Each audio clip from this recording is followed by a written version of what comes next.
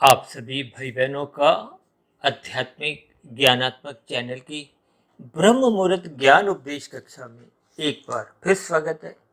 आज की चर्चा का विषय है पूर्ण और आंशिक को लेकर। देखिए, वैसे तो ये पूर्ण और आंशिक एक बहुत ही साधारण शब्द है, लेकिन इन दो शब्दों का देखिए संसारी सुख दुख से एक संबंध जोड़ते हुए आज की चर्चा को एक दिशा देने जा रहे हैं।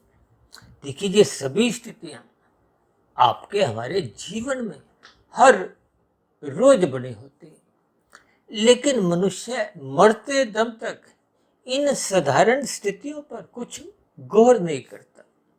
गौर क्यों नहीं कर पाता? क्योंकि वो अपना जीवन रजोगुण में जीता है, और रजोगुण में जीने वाला मनुष्य की बुद्धि कभी भी स्थिर हो ही नहीं पाती। देखिए, सात्विक मनुष्य की भी बुद्धि सापेक्ष दृष्टिकोण से कुछ स्थिर मानी जाती, और ये स्थिर होने की जो एक स्थिति है उसमें मजबूती भी तब आती है जब हम साधना करने आरंभ करते हैं, योग के लिए हम बढ़ते जाते हैं। लेकिन इन सभी स्थितियों को देखिए, हम तो परमात्मा की प्रेरणा से पिछले लगभग 5.25 वर्षों से इस आध्यात्मिक ज्ञानात्मक चैनल में सुबह ब्रह्म मुहूर्त ज्ञान उपदेश कक्षा, शाम को संध्या बेला ज्ञान कक्षा के अंतर्गत विभिन्न विषयों को उठाते हैं। देखिए, विषय तो मूलभूत रूप से तीन ही है: माया का, आत्मा का और परमात्मा का।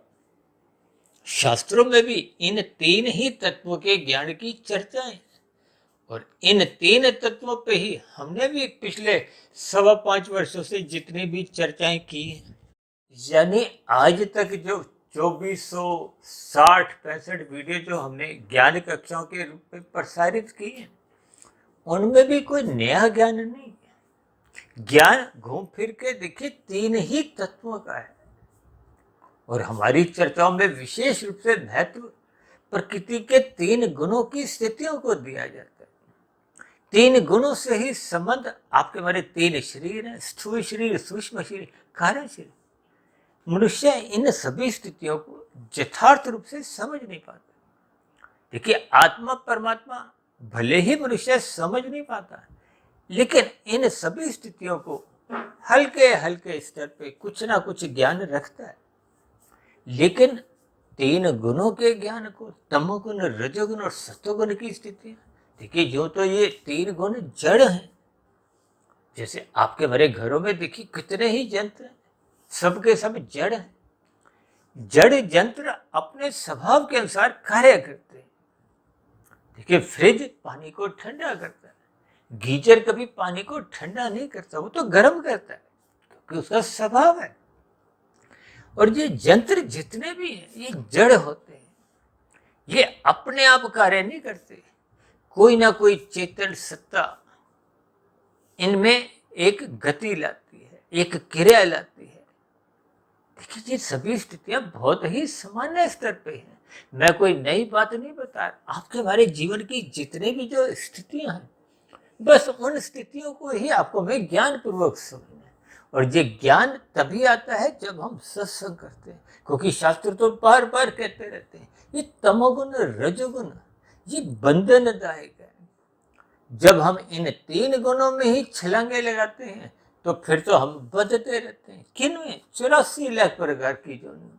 और 84 लाख प्रकार की जोनियों में देखिए 80 लाख प्रकार की तो दंडमय जोनी है, कष्टमय जोनी है। ये जो नीचे की जितनी जोनियां आप और हम अपने जीवन में, चाहे चिड़ियाघर में, चाहे घरों के आसपास, चाहे कोई डिस्कवरी चैनल या इधर उधर जितनी भी स्थितियां हैं, आजकल तो मानसून के दिन चल रहे हैं। आप सड़कों पे, पार्क में जाओ तो कितने ही तरह के कीड़े मकोड़े, कीट पतंगे, कितने ही ऐसे रेंगने वाले देखिए कीड़े मकोड़े हैं जिनकी कितनी ही टांगे होती। अब मुझे टांगों से ही ध्यान आया, हमने 2-3 बार वीडियो इनके पे भी बनाया है कि जैसे जैसे मनुष्य जोनी अधोगति की ओर जब जाती है तो उसकी टांगे बढ़नी शुरू हो जाती है। देखिए पशुओं की तो 4 टांगे, आपकी हमारी 2 टांगे और इसी के साथ 2 हाथ हैं। देखिए मनुष्य जीवन में ये जो हाथों की स्थिति है, इन हाथों से ही हम दिन रात कितने काम करते हैं। ज्ञानेंद्रियों द्वारा सुख भी भोगते हैं, कर्मेंद्रियों द्वारा कर्म भी करते हैं। लेकिन इन साधारण सी स्थितियों को आप और हम ज्ञान पूर्वक समझते नहीं है, मनुष्य जीवन के महत्व को समझते नहीं है। बस खा लिया, पी लिया, घूम फिर लिया, संसारी सुख इकट्ठे कर लिए। हालांकि आज हमारा देखिए मुख्य विषय तो ये संसारी सुख दुखों को लेके ही है, लेकिन ये अपने आप में आप भी जानते हो, हम भी जानते हो। लेकिन आज की वीडियो विशेष में जो संसारी दुख के साथ एक शब्द लिखा है पूर्ण, जो कि सफेद रंग से, दुख को तो हमने काले रंग से दर्शाया है, क्योंकि दुख तो आपको हमें पीड़ा देता है। ये तामसी स्थिति है। दुख आते क्यों है? जब हम निषेध कर्म करते हैं, जब हम शास्त्रों के बताए हुई स्थितियों के विरुद्ध काम करते हैं। देखिए अक्सर इन साधारण सी स्थितियों को मैं यातायात के नियमों से जोड़कर तो लगभग समझाता रहता हूँ कि आपका मेरा चालान हरी बत्ती पे नहीं कटता, लाल बत्ती पे भागने से ही कटता है। यानी कि जब जब हम उल्लंघन करते हैं, जो नियम बने, चाहे यातायात के नियम हो, चाहे आयकर के हो, बिक्री कर के हो, या अन्य देखिए कोई भी कायदे कानूनों को जब हम तोड़ते हैं, उल्लंघन करते हैं, तो आपके मरे चालान करते हैं, दंड मिलता है, जो भी स्थितियां हैं। इसी तरह परमात्मा की व्यवस्था में ये जो कर्म फल सिद्धांत की स्थिति है, देखिए माया आपको मैं दंड नहीं देती।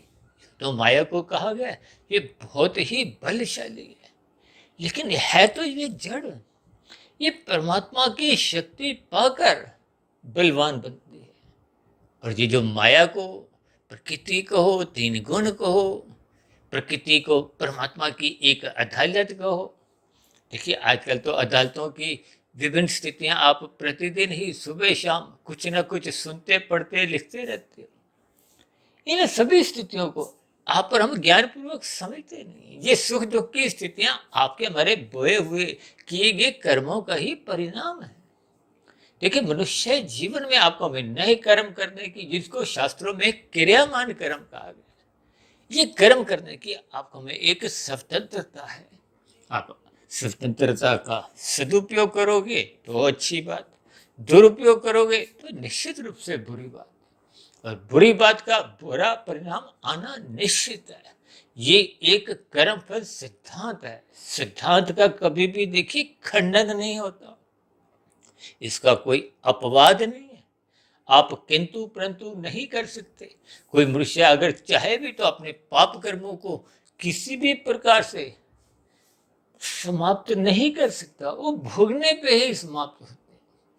देखिए कुछ लोग अधिक दुख आते हैं तो घबरा जाते हैं। अब कितने ही मनुष्य देखिए अनादिकाल से आज तक आत्महत्या जैसा घिनौना काम भी कर चुके हैं। ये तो एक जघन्य अपराध है। इसमें भी हमने देखिए आत्महत्या से संबंधित भी अब तक हमने 4-6 वीडियो कुछ प्रसारित की। देखिए आत्महत्या मनुष्य कब करता है? जब उसको अधिक दुख पे दुख, दुख पे दुख, एक आया, दूसरा आया, तीसरा आया, यानी उसके जीवन में दुख ही दुख एक के बाद एक दुख आते रहते हैं। सुख की किरण उसको कहीं भी नजर नहीं आती। तो फिर ज्ञान के अभाव में ये मनुष्य एक घिनौना कदम अज्ञानतावश उठा देता है। हालांकि इन पर देखिए शास्त्रों में कोई विशेष चर्चा नहीं है, लेकिन मैंने इस आध्यात्मिक ज्ञानात्मक चैनल पर कुछ इन पर चर्चाएं रखी हैं। देखिए मनुष्य जो नहीं आप और हम कुछ प्रारब्ध रूप में सुख दुख लेकर आते हैं, उनके लिए आपको हमें कोई नया कर्म नहीं करना। वो पहले के मनुष्य जोनी में आप और हम कर्म कर चुके थे, तब वो पके नहीं थे, अब पक गए, फल देने लायक तैयार हो गए। ऐसे प्रारब्ध रूपी सुख दुख रूपी स्थितियां मुफ्त में ही मिलती है। मुफ्त का मतलब अब नए सिरे से तो आपने कोई कर्म किया नहीं।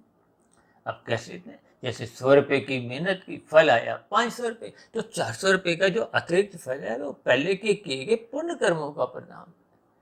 और यदि वर्तमान समय में आपको मैं कोई 1,000 रुपए की मेहनत करने पे भी फल आया 50 रुपए। अब 950 रुपए का जो नुकसान है, हानि है, वो पहले के किए गए एक दुख रूपी परिणाम, यानी कि पहले के किए गए पाप कर्मों में वो एडजस्ट हो जाती। देखिए ये सभी स्थितियां बहुत ही साधारण है। और जब मनुष्य आत्महत्या करता है तो उसके दुखों का अंत नहीं होता, वो अपने शरीर की एक हत्या कर लेता है।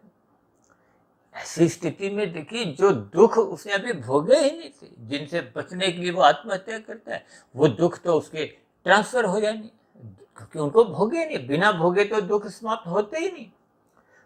जबकि दूसरी ओर जो सुखों को उसको जीवन में अभी भोगना था, जो प्रकृति की व्यवस्था में आने थे, वो उनको घाटा लग जाता है, डिलीट कर दिया जाता है, समाप्त कर दिया जाता है, क्योंकि परमात्मा की व्यवस्था में आपका हमें जीवन मिला है।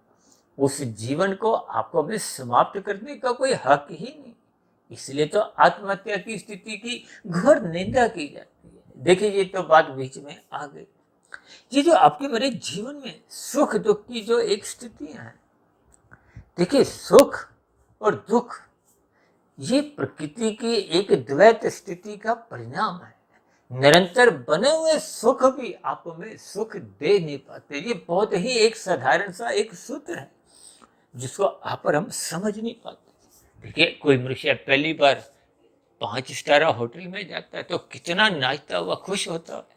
अब जो मनुष्य उन होटलों में ही दिन रात अपना जीवन बिताते हैं, कितने ही ऐसे औद्योगिक घराने जो उठना बैठना, उनका सोना जागना सब 5 स्टार होटल जैसी ही स्थितियों में। अब उनको वो 5 स्टार होटल के मिले हुए सुख सुख नहीं देते, उनके जीवन में भी दुख आते हैं। इसीलिए तो देखिए आज की स्थिति में हमने क्या लिखा है, संसारी दुख। देखिए दुख को ही हमने काले रंग से लिखा है, क्योंकि ये पीड़ा देता है। देखिए जैसे शाम को सूरज के ढलते ही अंधकार आ जाता है, अंधकार में तन को ठुकरे लगते हैं यदि हम प्रकाश नहीं करते। भले ही आपकी हमारी आंखें स्वस्थ भी हों, लेकिन क्रिया करने के लिए, चलने फिरने के लिए आपको भी प्रकाश चाहिए। देखिए ये दुख सदा ही पूर्ण रूप से आता है। ये जो हमने संसारी दुख के आगे एक शब्द लिखा है छोटा सा है, लेकिन ये पूर्ण अपने आप में बहुत ही एक गहरी स्थिति है। यानी कि जब भी संसार में, माया में, आपके हमारे जीवन में ये दुख आते हैं तो ये 100% आपको में दुखी करते हैं। ऐसा नहीं कि ये 90% दुखी करते हैं, ये 100% यानी कि पूर्ण स्थिति में ये आपका हमारा एक बैंड बाजा बजा देते हैं, आदमी दुखी हो जाता है। देखिए मैं इन शब्दों को कभी कभी इसलिए कह देता हूँ ताकि बात की गहराई को आप और हम महसूस करें, ये प्रकृति की व्यवस्था को समझें। ये जो हम अंधविश्वास की स्थितियों में कभी कभी भटकाव में आ जाते हैं, जन्म पत्रियां लेते हुए कुछ इधर उधर कुछ उपाय करने लगते हैं। देखिए उन उपाय करनों में भले ही आपका कुछ समय आशावादी बन जाता है, तो वो स्थितियां भले ही कुछ आपको सकारात्मक, कुछ एक रिलीफ यानी कुछ राहत अस्थायी रूप से मिल जाती है, लेकिन दुख समाप्त नहीं होते, क्योंकि उस दुख के साथ की जो एक प्रकृति की कर्मफल व्यवस्था है उसका आपको में ज्ञान पूर्वक अध्ययन करना चाहिए, समझना चाहिए। इसीलिए तो हमने देखिए 2 शब्द पूर्ण और आंशिक स्थितियों पर एक विशेष स्थिति का बोध करवाने के लिए ही संसारी दुख को पूर्ण स्थिति से और संसारी सुखों को आंशिक स्थितियों से एक संबंध जोड़ा है। क्योंकि सुख भी आपके हमारे जीवन में आते हैं, लेकिन सुख कभी भी आपको हमें पूर्ण स्थिति में नहीं ले जाते, आंशिक सुख देते हैं, अल्पकालिक सुख होते हैं। देखिए राशि स्थितियों में जितने भी सुख होते हैं ये तो मिनटों के हिसाब से, घंटों के हिसाब से, या ज्यादा से ज्यादा दिनों के हिसाब से आते हैं। देखिए चाहे कोई प्रधानमंत्री बन जाए, बड़े से बड़ा उद्योगपति हो, खेल जगत का नामी गिनामी खिलाड़ी हो, फिल्मी जगत का भी चाहे वो सुपरस्टार बन जाए, ये सभी स्थितियां ये बहुत ही आंशिक स्तर पे सुख देते हैं। अभी देखिए कुछ दिन पहले ही भारत ने कुछ क्रिकेट में कुछ एक विशेष खिताब हासिल किया, लेकिन ये खुशियाँ कितने समय की होती हैं, फिर सामान्य स्थितियों में आपका हमारा जीवन आ जाता है, फिर बात आई गई हो जाती है। देखिए ये सभी स्थितियां ऊपरी ऊपरी स्तर पर यदि आप इनको देखोगे समझोगे तो बात दिल तक यानी मन बुद्धि के स्तर तक पहुंचती नहीं है, हम स्वीकार करते नहीं है, तो फिर अपने जीवन की उतार चढ़ाव में यूं ही खोते रहते हैं। देखिए सबके जीवन में सुख दुख आते हैं, ऐसा नहीं कि महलों में रहने वालों के जीवन में सुख ही सुख होते हैं, झोपड़ी में रहने वालों के जीवन में दुख ही दुख होते हैं। सबके जीवन में सुख दुख आते हैं। देखिए दुख के बाद की जो स्थिति है वो सुख लेके आती है। और कभी कभी तो मैं यहाँ तक कहता हूँ, क्योंकि भगवान श्री कृष्ण जी ने तो यहाँ तक कहा है ना कि ये जगत दुखालय है, यहाँ दुख बने ही रहते हैं। और शास्त्रों में तो त्रिविध ताप की विशेष चर्चा की गई, यानी कि एक दुख खत्म होता है तो दूसरा आ जाता है, दूसरा खत्म होता है तीसरा आ जाता है। ये स्थितियां आपके हमारे सबके जीवन में बनी रहती हैं।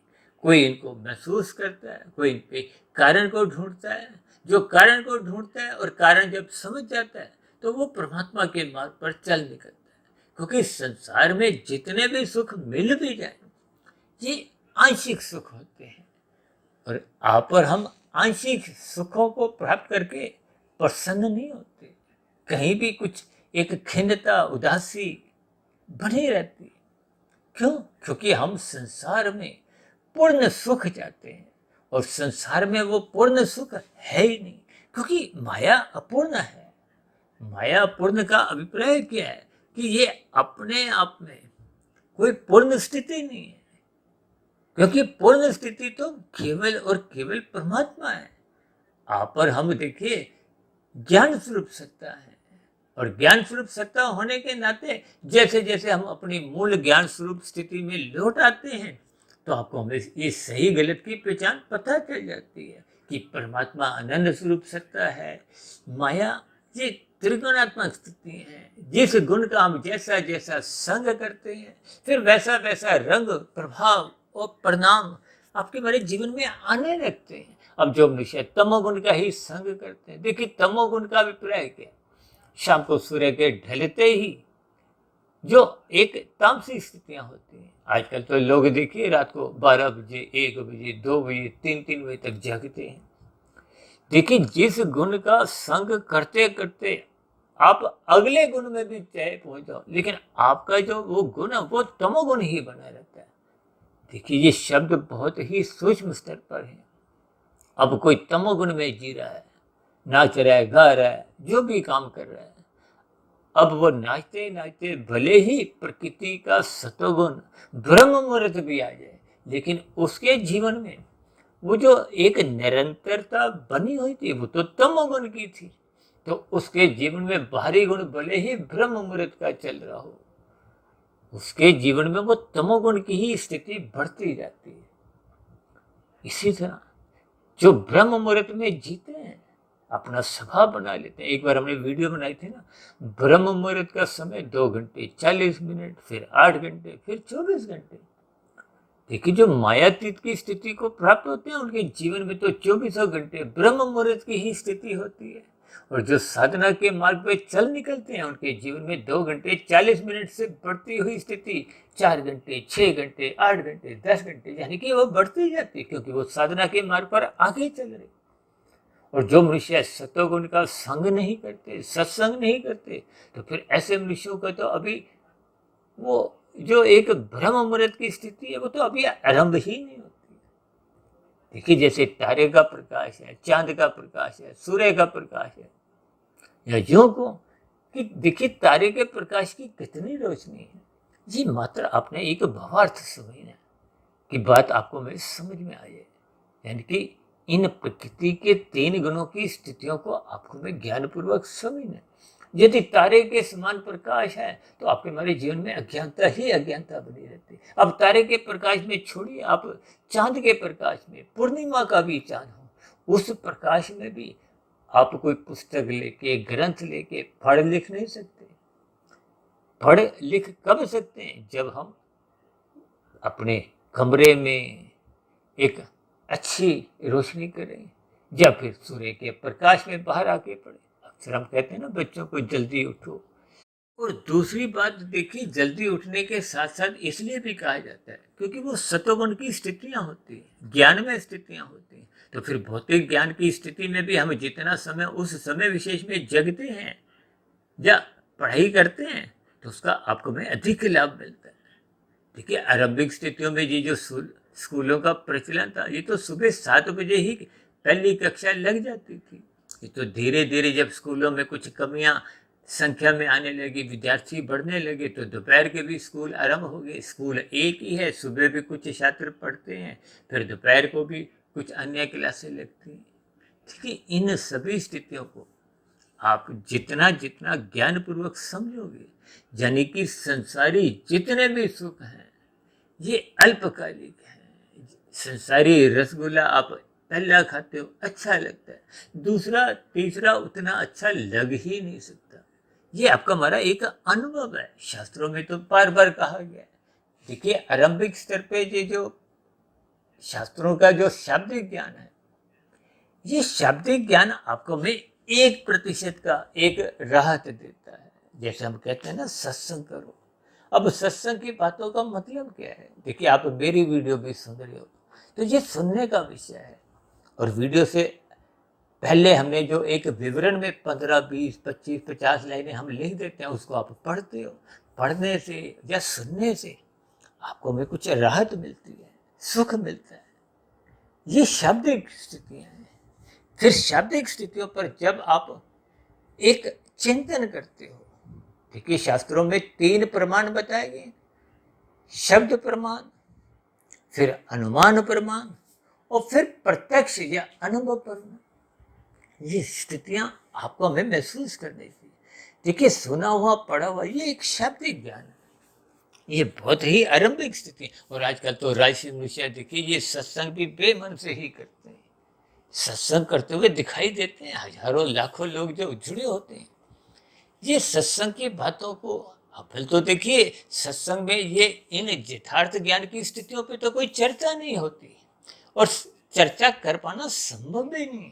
ये तो देखिए बहुत ही सूक्ष्म विषय होते हैं। और हम भी तो देखिए पिछले 5 वर्षों से अधिक समय से कितने ही वीडियो में कितने ही चित्र कुछ इस हिसाब से बनाते हैं। जैसे देखिए, अध्यापक क्लास में ब्लैक बोर्ड पे विभिन्न प्रकार की स्थितियां चौक द्वारा लिखते हैं ना, फिर मिटा देते हैं।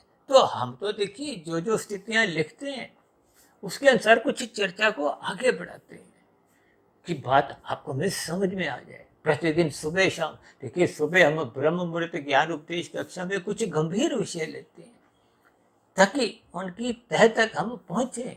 आपको में अपने जीवन की जो एक रहस्यमय स्थिति है, क्योंकि भगवान श्री कृष्ण जी ने तो 3 गुणों को ही रहस्यमय स्थितियों से जोड़ा है। ये गुण तो 3 ही है, इनसे कितने ही 3 के 30 नहीं, 3,000 नहीं, 3 लाख नहीं, 3 करोड़ नहीं, पता नहीं खरबों खरबों कितनी स्थितियां निरंतर बनती रहती हैं। ये सभी गुणों का कमाल है, इसलिए इनको रहस्यमय स्थितियां भी कहा जाता है। और इन 3 गुणों के ज्ञान विज्ञान को गूढ़तम ज्ञान गीता में भगवान श्री कृष्ण जी ने कहा है। और इन्हीं 3 गुणों की ही चर्चा हम लगभग प्रतिदिन ही किसी न किसी रूप में प्रत्यक्ष अप्रत्यक्ष रूप से करते रहते हैं। और इन 3 गुणों से तो आपके मेरे शरीर 3 बने: स्थूल शरीर, सूक्ष्म शरीर, कारण शरीर। ये 84 लाख प्रकार की योनि का संबंध तो स्थूल शरीर से है। जब तक स्थूल शरीर के रहते रहते आपका मेरा जो कारण शरीर है वो तब तक पूर्ण ज्ञान में स्थिति में नहीं आता, या यूं को कि उसमें जब तक पूर्ण शुभ संस्कार नहीं बनते तब तक तो फिर आपका मेरा जन्म मरण की स्थितियां भौतिक जगत में होती रहती हैं। और कर्मों के आधार पर फिर गतियां बनती हैं। ये नीचे की जोनियों में कब जाना पड़ता है? जब मनुष्य जीवन में आप और हम अधिक पाप कर्म कर जाते हैं, पुण्य कर्म कम रह जाते हैं, पाप कर्म अधिक हो जाते हैं। ये पाप कर्मों का ही दुख रूपी परिणाम आपको में भोगना पड़ता है, मनुष्य जीवन में भी और मनुष्य से नीचे की जोनियों में भी। अब नीचे की जोनियां देखिए 80 लाख प्रकार की हैं, 20 लाख तरह की वनस्पति जोनियां, जो मनुष्य जीवन में आपका हमारा आहार है, ये जो हम कितने लोग मांसाहार भोजन का सेवन करते हैं, भले ही कानून के अंतर्गत उनको दंड नहीं भी मिलता, लेकिन परमात्मा की व्यवस्था में आपका हमारा क्रमशः बिगड़ता जा रहा है।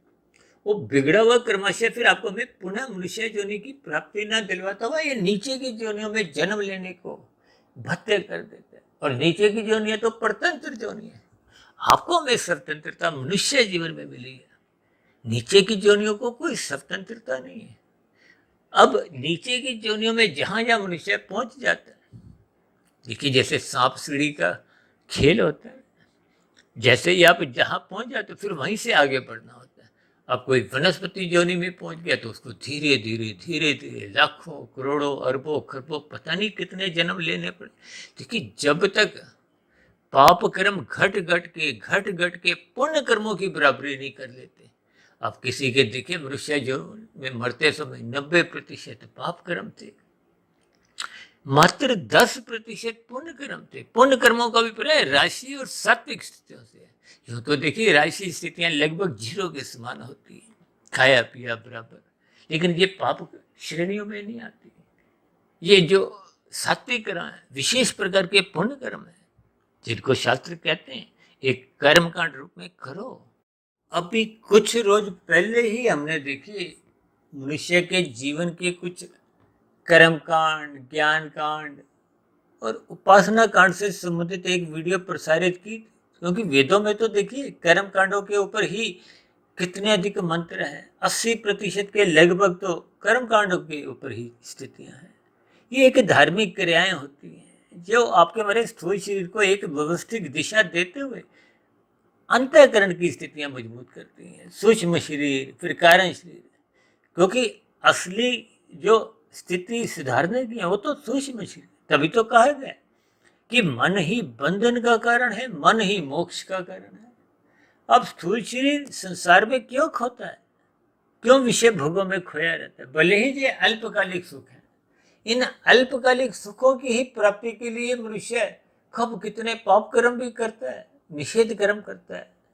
अब उदाहरण के लिए देखिए कोई मनुष्य जब लाल बत्ती जंप करता है, पार कर जाता है, तो उसका चलान करता है। चलान नहीं भी करता तो परमात्मा के यहाँ तो चलान उसी क्षण कट जाता है। अक्सर हम इन बातों पर विशेष चर्चा करते हैं। देखिए पाप कर्म तो गैर जमानती वारंट के समान है, इनकी कोई जमानत नहीं है, कोई डिस्काउंट नहीं है, कोई छूट नहीं। और सुख कितना मिला, एक 5 मिनट जल्दी पहुंच गए, जल्दी भी नहीं पहुंचे। कभी कभी तो वो देखिए जो लाल बत्ती पार करता है वो अगली लाल बत्ती पे रुकना पड़ता है, और जबकि दूसरा जो हरी बत्ती पे चलता हुआ उस लाल बत्ती पे पहुंचता है। दोनों ही एक ही स्थितियों पर कभी कभी मिल जाते हैं। अब इस पर यदि आप चिंतन करोगे, अब लाल बत्ती पार करने का उसका जो पाप कर्मों का कर्मशय बना वो तो उसको भुगतना पड़ेगा, लेकिन इन स्थितियों पर मनुष्य चिंतन नहीं करता। क्योंकि चिंतन नहीं करने का मतलब क्या है कि उसका सतोगुण कमजोर है। देखिए ये संसारी दुख, ये संसारी शब्द हमने रंगीन रंग से दर्शाया। ये जो 5 भोग्य विषय हैं, गंध रस रूप स्पर्श शब्द, ये संसारी आकर्षण है। शास्त्रों में तो स्त्री पुरुष का आपसी आकर्षण भी देखिए रजोगुण के ही कारण समझा है। इसलिए तो युवावस्था में जब रजोगुण की प्रधानता होती है तो विवाह का संस्कार रखते हुए स्थिति को स्थूल शरीर के स्तर पर एक नियंत्रित करने का प्रयास किया गया। देखिए ये जो 16 संस्कार हैं ये बहुत ही एक कर्मबद्ध तरीके से आपके हमारे जीवन में रखे गए हैं, ताकि कहीं भी आपका हमारा पतन नहीं हो। पतन होने का अभिप्राय आप और हम देखिए दुख रूपी स्थितियों से घिरे नहीं, क्योंकि दुख कब आते हैं, जब हम पाप कर्म करते हैं। और पाप कर्म कब होते हैं, जब हम सत्संग नहीं करते, अज्ञानता में आ जाते हैं। इसलिए इन सभी स्थितियों को आपको भी ज्ञान पूर्वक समझना होगा। यानी कि संसारी दुख जितने भी हैं वो पूर्ण रूप से ही आपको भी दुखी करते हैं। देखिए इधर उधर के उदाहरणों से आज की चर्चा में हमने विभिन्न स्थितियों पर कुछ एक चर्चा रखी थी, ताकि बात आपके हमें मन बुद्धि के स्तर पर टिक जाए। देखिए टिका हुआ ज्ञान ही आपके हमारे जीवन में सकारात्मक परिवर्तन लाता है। जो तो सत्संग में देखिए हजारों लाखों मनुष्य जुड़ते हैं, लेकिन वो सत्संग की बातों को श्रद्धापूर्वक सुनते नहीं, सुन लेते हैं तो समय पे उस पर चिंतन विचार नहीं करते। इसलिए तो हम कहते हैं ब्रह्म मुहूर्त में उठो। ब्रह्म मुहूर्त समय विशेष में आप पर हम चिंतन कर सकते हैं। चिंतन मनन की स्थितियां समय पे रहते कर दी जाए, फिर वो निरंतर उसमें शोध की स्थितियां बनती हैं। क्योंकि कोई स्थिति जब हम निरंतर अभ्यास रूप में करते रहते तो फिर वो मन बुद्धि से फिर वो कारण शरीर में शुभ संस्कार बनने लगते हैं।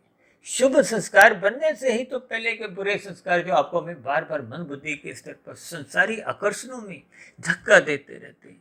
अब ये वाला भोग भोगो, अब ये वाला भोग भोगो, और भोग भोगने के लिए आप अब कर्म करते हैं, भाग दौड़ करते हैं।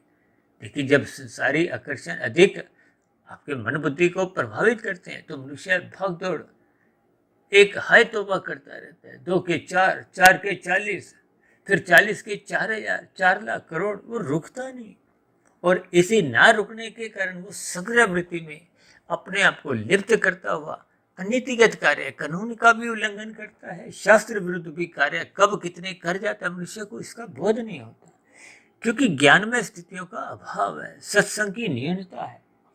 इसलिए इन सभी स्थितियों को आज अपने विशेष स्तर पर दुखों को पूर्ण स्थिति से और सुखों को आंशिक स्थितियों से जोड़ा है, ताकि हम संसारी सुखों को पाने के लिए इतनी भागदौड़ मत करें।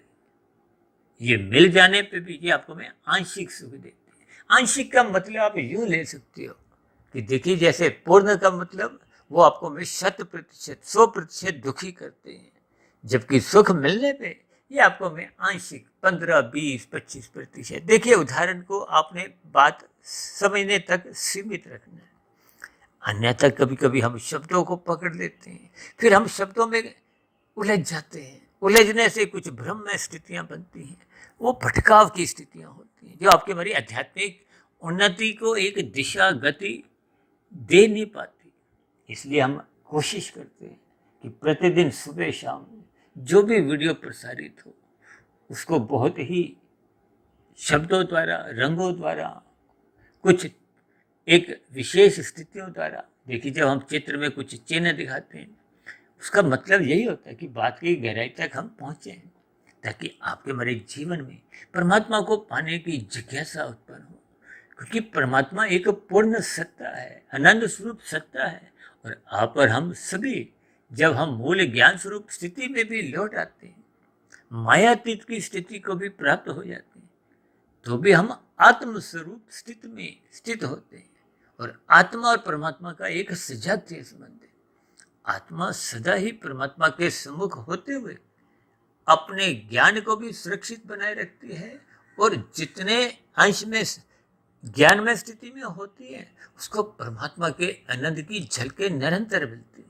और जब 100% आत्मा मूल स्थिति में आ जाती है, यानी कि स्थूल शरीर के रहते रहते जब कारण शरीर पूर्ण रूप से शुद्ध हो जाता है, तो ये एक मायातीत की स्थिति है। तो फिर भौतिक जगत में आपको बंधन रूपी कोई भौतिक शरीर में जन्म नहीं लेना पड़ता। तो फिर आध्यात्मिक शरीर की प्राप्ति हम लंबे काल के लिए मोक्ष की स्थिति, मायातीत की स्थिति, एक आनंद स्वरूप स्थिति में हम विचरण करते हैं। तो ऐसी सभी सात्विक शुभ स्थितियां हम सभी भाई बहनों के जीवन में भी बने। और ये स्थितियां तभी बन पाती हैं जब हम दुखों को और सुखों की जो भौतिक स्थितियां हैं उनको ज्ञानपूर्वक समझें। उसी दिशा में ही हमने दुख को पूर्ण स्थिति से और सुख को आंशिक स्थिति से दर्शाते हुए संसारी सुखों से ज्ञानपूर्वक वैराग्य लेने की एक कोशिश करनी चाहिए। इसीलिए तो कहा जाता है वृद्धावस्था में सतोगुण सहज ही जगने लगता है, क्योंकि किशोरावस्था में रजोगुण एक आरंभ होता है, युवावस्था में प्रधान स्थिति में होता है, और ये प्रौढ़ अवस्था तक बना रहता है। लेकिन आजकल तो लोग मनुष्य देखिए वृद्धावस्था में आने पे भी अपने रजोगुण को जगाए रखते हैं, जिनके फलस्वरूप सतोगुण जग नहीं पाता। तो फिर ये सात्विक स्थितियां बन नहीं पाती। यूं ही मनुष्य का जैसा जैसा संसार की स्थितियों में लगाव होता है, जैसा जैसा गुणों का संग होता है, ब्रह्म मुहूर्त में जब मनुष्य सोया रहता है तो फिर राशि तामसी स्थितियां ही उसके कर्माशय को, संस्कारों को एक दिशा देती है। और जैसी जैसी स्थितियां बनी होती हैं उसके आधार पे ही अगली जोड़ी का निर्धारण होता है। आप भाई बहनों को हो सकता है ध्यान हो, लगभग 4 वर्ष पहले हमने एक बहुत बड़ा वीडियो लगभग 3 घंटे का बनाया था, मनुष्य के मरने के बाद का अगला जन्म। उन स्थितियों पर आपको में चिंतन करना है, विचार करना है। यानी कि समय के रहते रहते हम सभी भाई बहनों को इन सात्विक स्थितियों का, ज्ञानमय स्थितियों का बोध होना चाहिए, ताकि हम सभी भाई बहन परमात्मा को पाने की दिशा की ओर चलें। तो ऐसी सभी शुभ स्थितियां हम सभी भाई बहनों की जीवन में भी बनना आरंभ हो। इन्हीं शुभ कामनाओं के साथ आज की चर्चा विशेष का यहीं विश्राम देते हैं। शाम को फिर मिलते हैं संध्या बेला ज्ञान कक्षा में। तब तक आप अपने आध्यात्मिक मित्र सुधीर भाटिया फकीर को इजाजत दें। फिर भी आज की वीडियो से संबंधित कोई बात आपको समझ नहीं आई हो या कही गई बातों पर आपकी कोई आपत्ति हो, तो नीचे दिए गए कमेंट्स बॉक्स पर आपके प्रश्नों का, सुझावों का और शिकायतों का सदा ही स्वागत है। इस चर्चा विशेष को ध्यानपूर्वक सुनने के लिए आप सभी भाई बहनों का बहुत बहुत धन्यवाद।